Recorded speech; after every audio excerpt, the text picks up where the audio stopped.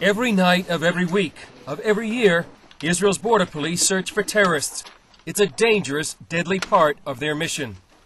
The threats are serious. The threats are every day. It's not something like the United States where life is seemingly easy.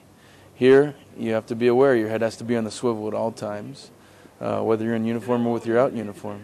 When we receive a briefing, we receive specific intelligence of who's trying to get in and to do what type of nefarious acts inside the city against our civilian population. Dove is part of a special unit within the Border Police made up entirely of volunteers. Jamie is one of the unit commanders. Our unit is called Yechidat Shai. Yechida is unit, and Shai is an acronym for Shomer Yerushalayim, which literally means the guardians of Jerusalem.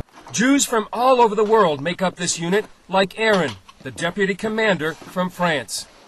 The fact that we're all volunteers, it's something very, very special. I mean, all the people have a job, a family, a life, and everybody is willing to give some efforts, energy, time. The unit is a microcosm of the return of the Jews foretold by the Old Testament prophets. Our unit's special because we have volunteers that come from Paris and from France, and they come from the United States, from Russia, from all over the place where God, I guess you would say, is calling his exiles to return. That makes our unit special. Jerusalem has been quiet in recent months, but the work of the Border Police might be more critical than ever, since security analysts are warning of more attempted terror attacks. The threat is becoming more and more imminent with the rise of the Hamas government. So obviously with the rise of a terrorist government comes the rise of the threat coming from them. So one of the major breaches in Israel's security is the gap in the security fence between Bethlehem and Jerusalem. Prime Minister Ehud Olmert ordered the completion of the fence around Jerusalem, but it will take months, if not years, to complete. Until then, it's one of the weaknesses in Israel's defense. Some blame April's Tel Aviv suicide attack on the gap in the fence. An East Jerusalem resident drove the suicide bomber through the open area between Jerusalem and Bethlehem. But for every successful attack, dozens are stopped on the way. Random checkpoints like this one make up a key part of the strategy to stop terrorists from infiltrating the city. It disrupts the lives of Palestinians, but Aaron insists they're only out to protect lives. We're not trying to disturb any life of anyone. We're just trying to protect ourselves, to protect the civilians. I try to protect my wife and children, and my family and my friends and my sisters and brothers. That's what I'm trying to do. I'm not trying to harm anyone. if individuals, say from an Indian reservation in San Diego, were going and blowing themselves up in downtown San Diego, you would have the same situation. It would be no different.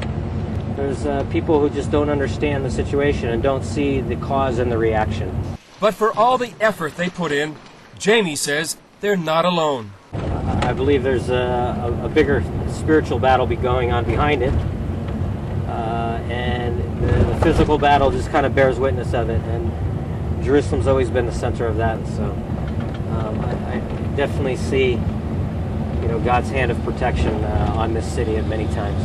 Dove believes what's happening in Israel is a reminder to the U.S. that eternal vigilance is the price of freedom. People in the U.S., I believe, need to understand that Israel is a barometer. And you take a look at what's going on here in this highly contested city and in this country. And people in the U.S. will understand, wait a second, we need to make sure that we're not just sitting back on our laurels and thinking that everything's getting done in Iraq or in other places around the world. We always have to be careful, and we need to be on guard. They know Israel and Jerusalem are the epicenter of today's battle between radical Islam and the Judeo-Christian world. It's the holiest city on the planet, and this is why it's so important. It's the crown jewel of the world, in a sense. Chris, you and I both know that the global jihad is marching, and it's pressing into Israel specifically. Why? Israel's the center of the universe. I know your listeners and your viewers know that.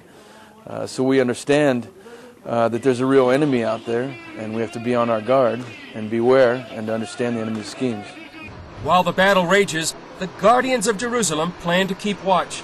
They believe they're fulfilling the role of citizen soldiers like in the days of Nehemiah.